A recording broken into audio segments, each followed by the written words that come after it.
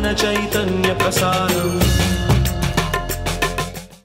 నమస్కారం, మన ధర్మం కార్యక్రమానికి స్వాగతం. ఇవాల్టి మన ధర్మం కార్యక్రమంలో మన ధర్మ సందేహాలను నివృత్తి చేసేందుకు మనతో పాటు ఉన్నారు ప్రముఖ ఆధ్యాత్మికవేత్త బ్రహ్మశ్రీ గడ్డమనుగు రామకృష్ణమూర్తి గారు. గురుగారు నమస్కారం. ఓం శ్రీమాత్రే నమః. గురుగారు, వివిధ దేవాలయాలలో వార్షికోత్సవాలలో, బ్రహ్మోత్సవాల్లో అశ్వాలు, గజములు, వృషభాలు ఇవన్నీ కూడా వాహనం ముందు సంచరిస్తూ ఉంటాయి. దీనికి కారణం ఏమిటి? స్వామివారి బ్రహ్మోత్సవంలో అశ్వాలు, గజాలు, వృషభాలు ఆ స్వామివారి వాహనం ముందు సంచరించటం మనం ప్రత్యక్షంగా చూసి మురిసిపోయాం. వృషభము సత్వగుణానికి, అశ్వము రజోగుణానికి, గజం తమోగుణానికి చిహ్నం అని చెప్తారు. స్వామివారి సమక్షంలో ఈ మూడు గుణాలను మనం సమర్పించి నిత్యము, సత్యము, శాశ్వతము అయినటువంటి ఆనంద సామ్రాజ్యంలోకి ప్రవేశించాలన్నది ఒక వ్యాఖ్యానమైతే, అశ్వక్రాంతే రథక్రాంతే గజక్రాంతే వసుంధరా శిరసా ధారయిష్యామి రక్షస్వమాం పదే పదే అన్నది వేదమంత్రం. అంటే అశ్వాలు నడిచినటువంటి నేల, రథం నడిచినటువంటి భూమి, గజం సంచరించినటువంటి ప్రాంతం, ఆ ధూళి నా శిరస్సును ధరిస్తాను, అది మమ్మల్ని రక్షించుగాక అని ఈ వేదమంత్రం యొక్క అర్థం. గోధూళి రేడియేషన్ నుంచి రక్షిస్తుంది అని ఆధునిక విజ్ఞానం కూడా మనకు తెలియజేస్తున్న సత్యం. ఎద్దు ద్వారా నేలను దున్ని పంట పండిస్తే వచ్చేటువంటి ఆహారాన్ని స్వీకరించటం వల్ల ఎలాంటి రోగాలు రావు అని సేంద్రియ వ్యవసాయంలో తెలియజేస్తున్నారు. అలా దున్నినటువంటి నేలలో పండిన ధాన్యాన్ని ఆవునేతితో మిళితం చేసి ఆహారంగా స్వీకరిస్తే నేత్ర రోగాలు పోతాయి అని ఆయుర్వేదం తెలియజేస్తుంది. అందుకే కాళిదాసు దిలీప వృత్తాంతాన్ని తెలియజేసేటప్పుడు సుదక్షిణ శృతిరివార్థం స్మృతిరన్వగచ్చేత్ అని, ఆ గోధూళి వస్తున్నటువంటి ఆ ప్రాంతంలో ఎలా నడుస్తోంది అంటే, మార్గం మనుష్యేశ్వర ధర్మపత్ని అంటాడు. శృతి అర్థాన్ని అన్వయించుకొని ఏ విధంగా అయితే స్మృతి వ్యవహరిస్తోందో అలా సుదక్షిణ దిలీపుడుతో సహా ఆ గోవులన్నీ, ఆ వృషభాలన్నీ వెళుతున్నటువంటి మార్గంలో ముందుకు సాగుతోంది అని గోధూళి యొక్క మాహత్యాన్ని తెలియజేశాడు. సంక్రాంతి సమయాలలో గంగిరెద్దుల మేళంతో మన ఇంటికి ముందుకు వస్తారు. ఈ సాంప్రదాయంలోని ఆంతర్యం కూడా, ఏ ప్రాంతంలోనైతే ఈ వృషభాలు సంచరిస్తాయో ఆ ప్రాంతం అంతా కూడా పునీతమైపోతుంది వాటి సంచారం వల్ల.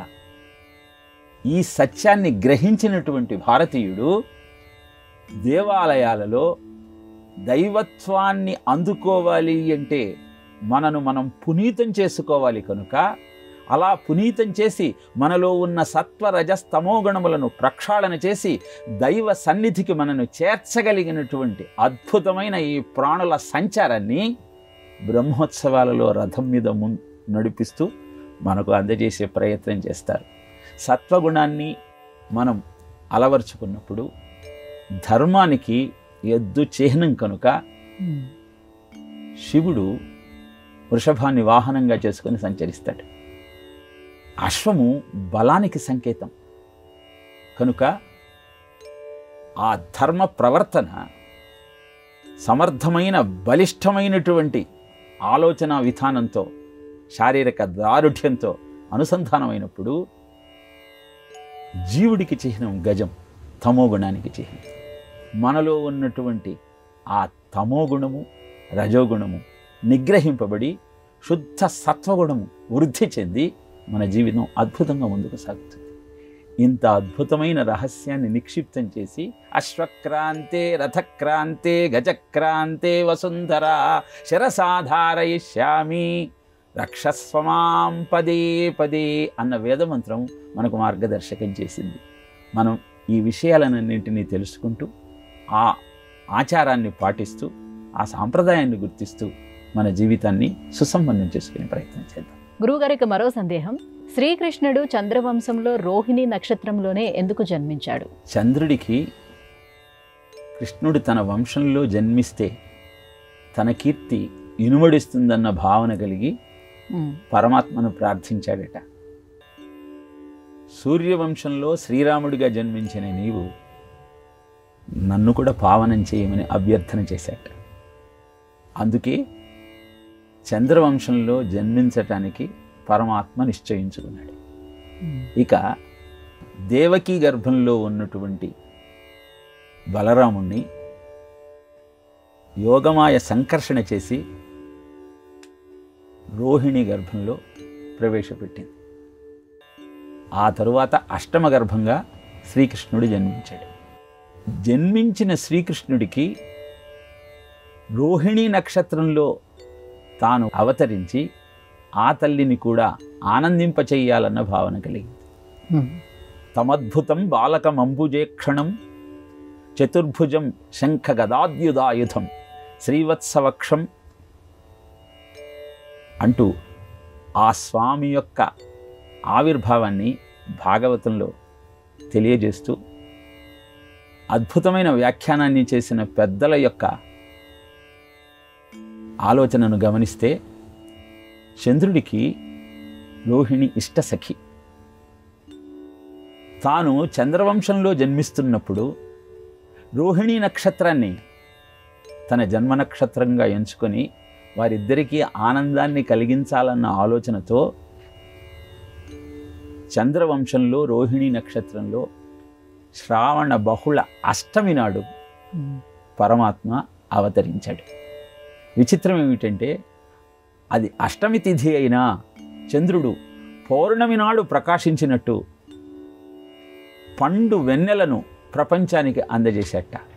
కృష్ణుడు నా వంశంలో జన్మించాడన్న ఆనందంతో. అందుకే అష్టమి తిథిని నిత్య అని మనం ఆరాధిస్తాం అమ్మవారిని. ప్రతి తిథికి చంద్రుడిలో కొంత మార్పు ఉంటుంది, కానీ అష్టమి తిథి నాడు అర్ధచంద్రాకారంలో చంద్రుడు మనకు దర్శనమిస్తాడు. అందుకే యోగమాయ జన్మించింది అష్టమి నాడే, శ్రీకృష్ణ పరమాత్మ జన్మించింది అష్టమి నాడే. ఇలా తిథికి నక్షత్రానికి చంద్రుని యొక్క గమనాన్ని ఆధారంగా చేస్తూ ఖగోళ విజ్ఞానం కృష్ణ జననాన్ని వ్యాఖ్యానం చేసింది.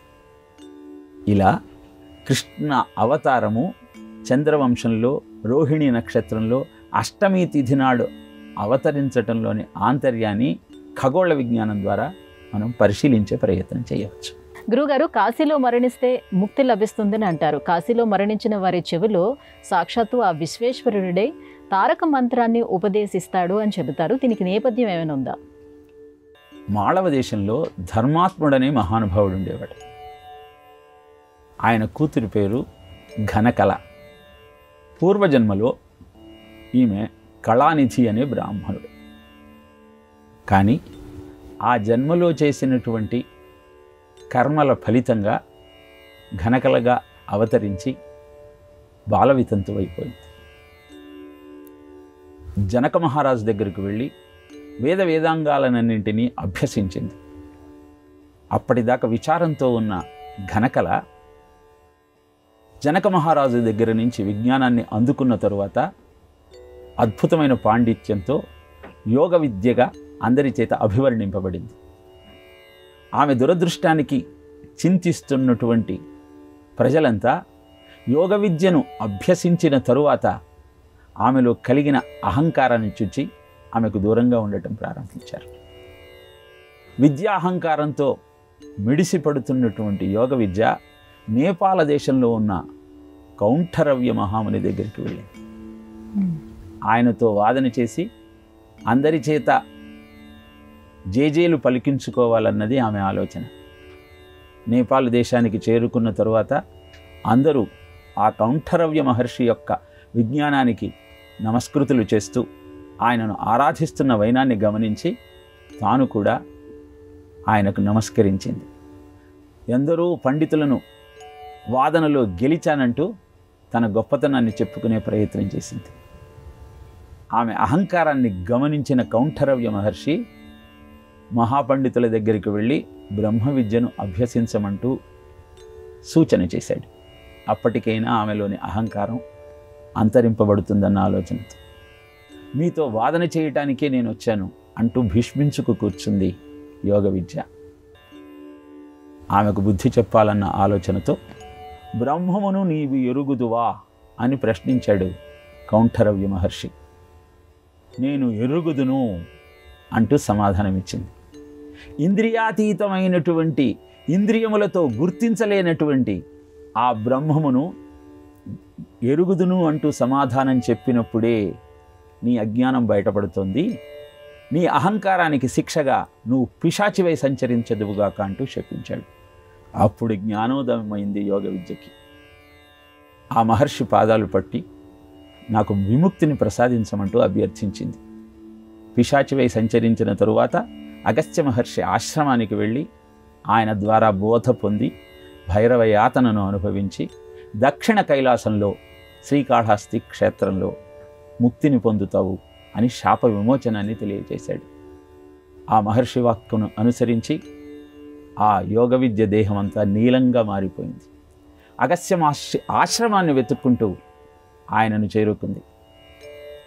యోగ విద్య నీలగా మారినటువంటి వైనాన్ని గమనించిన అగస్త్యుడు భైరవుణ్ణి ప్రసన్నం చేసుకునేటువంటి మంత్రాన్ని బోధించాడు. భైరవుడు కాశీకి వెళ్ళి విశ్వేశ్వరుణ్ణి ఆరాధించిన తరువాత దక్షిణ కైలాసమైన కాళహస్తిలో నీకు ముక్తి దొరుకుతుంది అని చెప్పాడు. అలా ఆ యోగ విద్య నీలగా మారి కాశీకి వెళ్ళి విశ్వేశ్వరుణ్ణి ఆరాధించటం ప్రారంభించింది పిశాచ రూపంలోనే. సంతోషించిన విశ్వేశ్వరుడు ఆమె చెవిలో తారక మంత్రాన్ని ఉపదేశించాడు. అప్పటి నుంచి కాశీలో విశ్వేశ్వరుణ్ణి ఆరాధించిన వారికి సాక్షాత్తు ఆ విశ్వేశ్వరుడే తారక మంత్రాన్ని బోధిస్తాడన్న విశ్వాసం సత్యమై నిత్యమై నిదర్శనాలతో రుజువైంది. విశ్వేశ్వరుడి ద్వారా తారక మంత్రాన్ని, పంచాక్షరి మంత్రాన్ని విని స్థితికి వచ్చి ముక్తిని పొందింది. ఇదే ఐహిత్యము. కాశీకి వెళ్ళిన వారికి విశ్వేశ్వరుడు తారక మంత్రాన్ని చెవిలో బోధిస్తాడు ప్రాణోత్క్రమణ సమయంలో అన్న నిజం అర్థమైంది. ఈ ఐహిత్యమే మనకు నిదర్శనంగా గోచరిస్తుంది. గురుగారు, విష్ణుమూర్తి యొక్క పరమ భక్తుడైనటువంటి ప్రహ్లాదుడి కుమారుడు విరోచనుడిని ఎందుకు విష్ణుమూర్తి సంహరించాడు? వెల్లిగొన నాటి నుండి ఉల్లసితమైన దైవయోగంబున శోభిల్లెడి మునిమనమంతయు ఉల్లంబున మరపబొట్టదొకనాడైనన్ అంటాడు ప్రహ్లాదుడు రాక్షస కుమారులతో. లీలావతి గర్భంలో ఉన్న ప్రహ్లాదుడు నారదుడి ద్వారా ధర్మతత్వమును నిర్మల జ్ఞానమును గ్రహించి అంత చిన్న వయస్సులోనే అద్భుతమైన ఆ జ్ఞానాన్ని అందుకున్న కారణాన పుట్టిన నాటి నుంచి విష్ణువును కీర్తిస్తూ చరితార్థుడయ్యాడు. ముక్తి ప్రసాదించమంటూ నరసింహస్వామిని వేడుకున్న నిరంతర నామస్మరణతో అనంతమైన పుణ్యాన్ని నువ్వు అందుకున్నావు. భోగం రూపంలో దాన్ని అనుభవించాలి కాబట్టి భూమండలనంతా ఒక మన్వంతర కాలాన్ని పరిపాలించమంటూ కటాక్షించాడు నారసింహస్వామి. అలా భూమండలాన్నంతా ఒక మన్వంతర కాలం పరిపాలించినటువంటి ప్రహ్లాదుడు తన కుమారుడైన విరోచనునికి ఆ బాధ్యత అప్పగించి తాను పాతాళానికి వెళ్ళిపోయాడు. ఎప్పుడైతే విరోచనుడు భూమండలానికి అధిపతి అయ్యాడో అప్పుడు అతనిలో అహంకారం పొడసూపింది. అప్పటిదాకా తండ్రి కనుసన్నులలో తండ్రి చేస్తున్న విష్ణు నామాన్ని ఆలపిస్తూ నిరంతరము విష్ణు ధ్యానంలో ఉన్నటువంటి విరోచనునికి తన తాతగారి యొక్క అంశ ప్రవేశించింది. అందుకే స్వర్గం మీద దండెత్తి ఇంద్రుణ్ణి జయించి స్వర్గాధిపత్యాన్ని కైవసం చేసుకున్నాడు. ఈ విషయం తెలిసిన శ్రీ మహావిష్ణువు విరోచనుడికి బుద్ధి చెప్పటం కోసం సుదర్శన చక్రాన్ని ప్రయోగించాడు. జాజ్వల్యమానమైన ప్రకాశంతో విరోచనుని దగ్గరికి వచ్చినటువంటి సుదర్శన చక్రం అతని శిరస్సును ఖండించింది.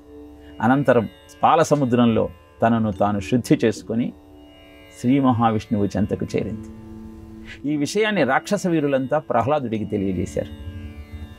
ప్రహ్లాదుడు తన కుమారుడు హతుడైన వైనాన్ని తెలుసుకొని దుఃఖిస్తూ ఖిన్నుడై శ్రీ మహావిష్ణువు దగ్గరికి వచ్చాడు. స్వామి, నిరంతరము నీ నామస్మరణతో నీకు ప్రీతిని కలిగించని నాకు ఇలా పుత్రశోకాన్ని ప్రసాదించటం నీకు భావ్యమేనా? నా కొడుకుని తిరిగి బ్రతికించమన్నాడు. సమాధానంగా శ్రీ మహావిష్ణువు, మరణించిన వారు తిరిగి జీవించటం అసాధ్యం. నువ్వు అడిగావు కనుక ఇక నీ వంశంలో ఎవరు ఇలాంటి దుష్కర్మలు చేసినా వారికి బుద్ధి చెబుతా తప్పితే వారిని నేను దండించను, చక్రాయుధంతో వారి శిరస్సు ఖండించను అని వరాన్ని ప్రసాదించాడు. చేసేది లేక ప్రహ్లాదుడు తిరుగు ప్రయాణంలో బలిని కలిసి విష్ణువును ఆరాధించు, విరోధం పెట్టుకోకు అని సద్బుద్ధిని కలగజేసి పాతాళానికి చేరుకున్నాడు.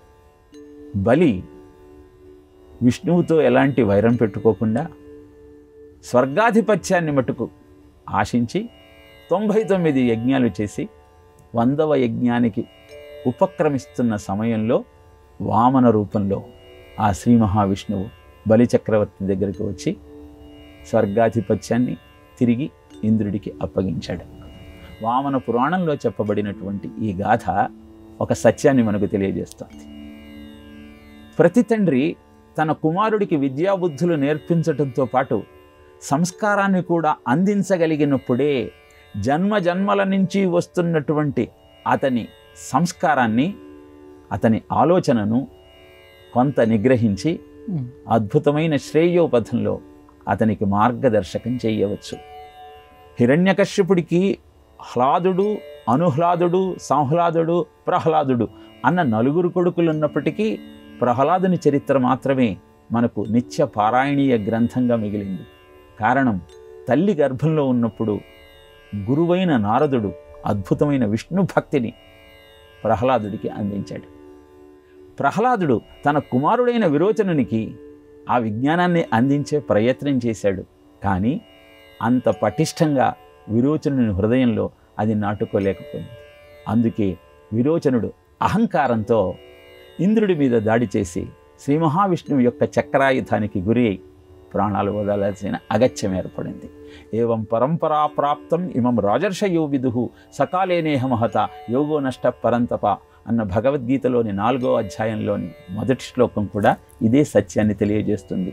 సూర్యుడు తన కుమారుడైన మనువుకు, మనువు తన కుమారుడైన ఇక్ష్వాకువుకు అద్భుతమైన ఈ గీతా జ్ఞానాన్ని అందజేశాడు అని పరమాత్మ అర్జునుడికి తెలియచేయటంలోని ఆంతర్యం ఏమిటి అంటే, ప్రతి తండ్రి ఈ బాధ్యతను స్వీకరించి ముందు తరాల వాళ్లకు తాను అనుసరించి అధ్యయనం చేసిన విజ్ఞానంలోని ఆంతర్యాన్ని వివరించినట్టయితే వారిలో కూడా అదే సంస్కారము, అదే ఆలోచన విధానము కలిగి అద్భుతమైన జీవితం వారి సొంతమవుతుంది. గురుగారు, భూమికి ఆకర్షణ శక్తి ఉందని మొట్టమొదటి ప్రపంచానికి తెలియజెప్పింది భారతీయులేనని అంటారు.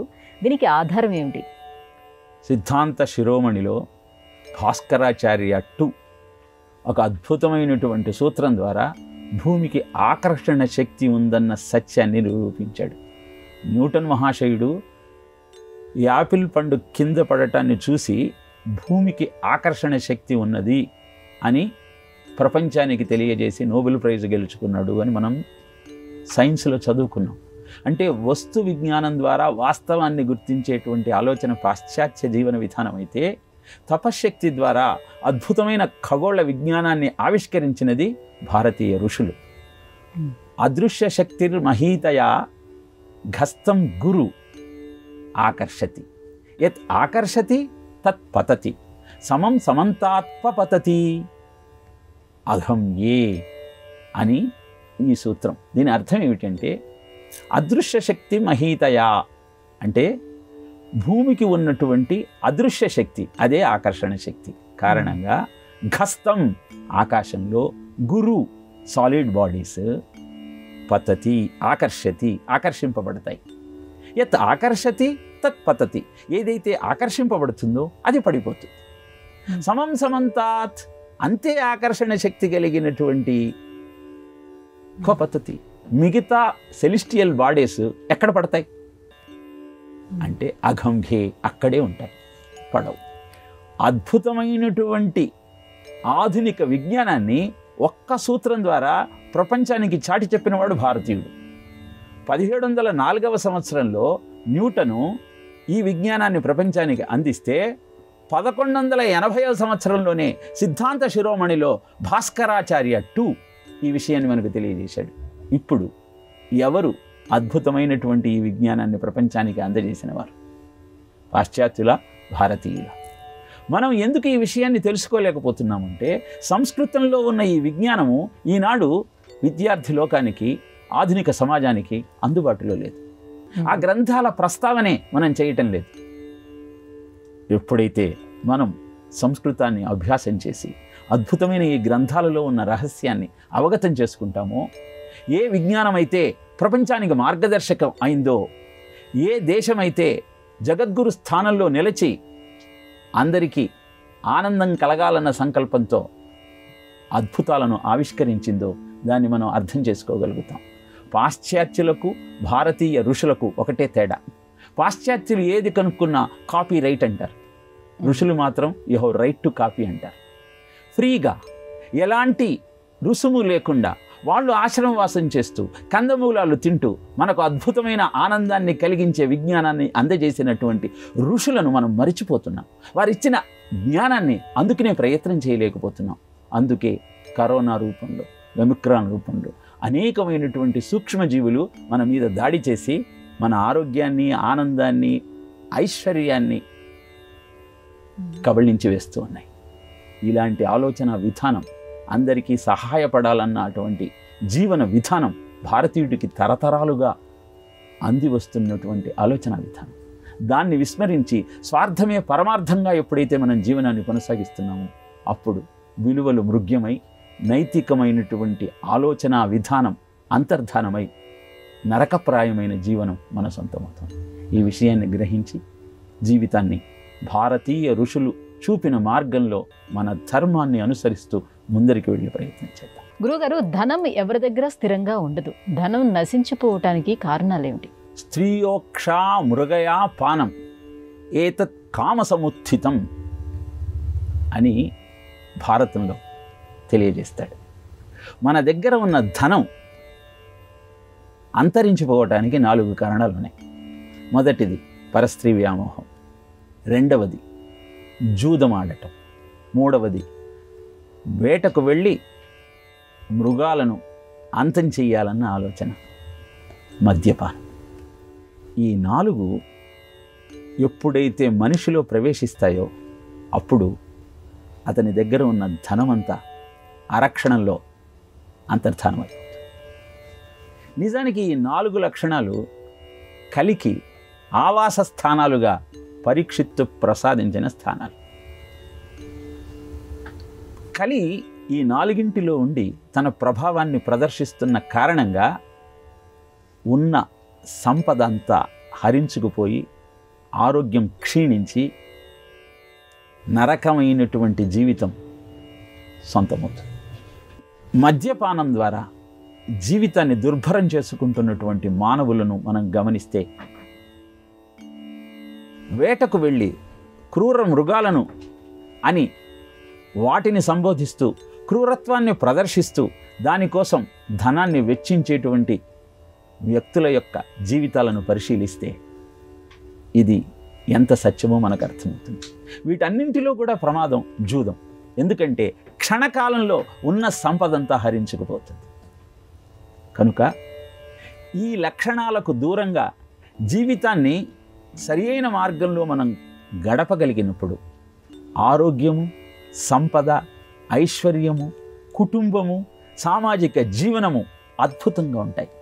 ఈ సత్యాన్ని ధర్మరాజుకు శ్రీకృష్ణుడు భారతంలో తెలియజేస్తాడు. ప్రతి పురాణం కూడా మానవ జీవితానికి నిదర్శనంగా మనకు కనపడే విజ్ఞానమే. దాన్ని మనం అర్థం చేసుకోగలిగినప్పుడు దానిలో చెప్పినటువంటి సూత్రాలను పాటిస్తూ మన జీవితాన్ని సుసంపన్నం చేసుకోగలిగినప్పుడు మన జీవితం అద్భుతంగా ఉంటుంది. అందుకే కాళిదాసుకు భోజరాజుకు జరిగిన సంవాదంలో ఈ సత్యాన్ని నిరూపించారు. జూదమాడే అలవాటు ఉన్నటువంటి భోజరాజు జూద గృహానికి వెళుతూ ఉంటే జూదాన్ని మాన్పించాలన్న ఆలోచనతో కాళిదాసు రథం మీద భోజరాజు జూదశాలకు వెళ్ళే మార్గంలో సాధువు రూపంలో నిలబడి ఉంటాడు. మాంసాన్ని కొంటున్నటువంటి భిక్షువును చూసి భోజరాజు ఆశ్చర్యపోతాడు. నా రాజ్యంలో సాధువు మాంసాన్ని కొనటమా అని సాధోర్ భిక్షోర్ మాంస నిశేషణం కిముచితం అని ప్రశ్నిస్తాడు. నువ్వు మాంసాన్ని కొనటం ఉచితమేనా ఓ సాధు పొంగవా అంటూ ప్రశ్నిస్తాడు భోజరాజు. సమాధానంగా కింతేన మద్యం వినా అంటాడు. నేను ప్రతిరోజు కొనను, ఎప్పుడైతే మద్యపానం చేయాలనుకుంటానో అప్పుడు నేను ఈ మాంసాన్ని కొంటాను అని చెప్తాడు. మద్యం చాపి తవ ప్రియం, ఏమిటి నీకు మద్యపాన అలవాటు కూడా ఉందా అంటే ప్రియమహో వారాంగనాభిస్సహ, వారాంగనల దగ్గరకు వెళ్ళాలనుకున్నప్పుడు ఉత్సాహం కోసం నేను మద్యాన్ని సేవిస్తాను. వార స్త్రీరతయే కుతస్త్వధనం, అక్కడ డబ్బులు ఇవ్వాలి కదా, నీకు సాధువు కదా సన్యాసివి కదా, డబ్బు ఎక్కడ వస్తుంది అంటే చోరేన జూతేనవా, దొంగతనం చేస్తాను జోదం ఆడుతాను అంటూ ఈ అలవాట్లు ఎంత భయంకరమైనవో కాళిదాసు భోజరాజుకు వివరించిన వైనాన్ని చూస్తే ప్రతి గురువు శిష్యుడికి చెప్పేది ఇదే. సక్రమమైన జీవన విధానమే సంపదలను నీకు అందించే సాధనం. దాన్ని గుర్తించి జీవితాన్ని సరియైన మార్గంలో ముందుకు నడిపించుకున్నప్పుడే జీవితం అద్భుతంగా ఉంటుంది. కీర్తి ప్రతిష్టలు, కుటుంబ జీవనము, సామాజికమైనటువంటి అర్హత ఇవన్నీ కూడా మన జీవితాన్ని అద్భుతంగా ముందుకు తీసుకెళ్తాయి. గురుగారు, ఇవాళ మన ధర్మం కార్యక్రమంలో మాకు వచ్చినటువంటి ఈ ధర్మ సందేహాలన్నీ కూడా నివృత్తి చేసినందుకు ధన్యవాదాలండి. కృష్ణార్పణం. ఇది ఇవాళ మన ధర్మం కార్యక్రమం. రేపటి మన ధర్మం కార్యక్రమంలో మళ్ళీ కలుసుకుందాం. నమస్కారం. ఈ కార్యక్రమాన్ని తిరిగి చూడాలనుకుంటే www.youtube.com/ETV Life Spiritual లో చూడవచ్చు.